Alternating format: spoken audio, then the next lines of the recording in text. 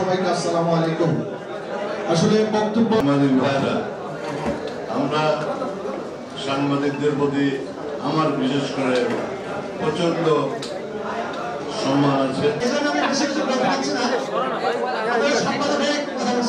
আপনাদের সবাইকে শুভেচ্ছা জানিয়ে এবং আজকে ওবায়দুর রহমান শাহীন উনি খুব গুরুত্বপূর্ণ এবং গঠন বৈষম্য বিরোধী ছাত্র আন্দোলনের সাবেক সংসদ সদস্য জনতা আবেদন বিভিন্ন রাজনৈতিক দলের নেতৃবৃন্দ অবস্থা সংস্কর্ষ প্রধান অতিথি কনফারেন্স সাংবাদিক ইউনিয়ন আউযুবিল্লাহি মিনাশ শাইতানির রাজিম বিসমিল্লাহির রাহমানির আমরা প্রথমে আল্লাহ তাআলার দরবারে লাখো যমুনা টিভির প্রতিনিধি এবং আরো অনেক নেতৃবৃন্দ অবশ্যই হবে।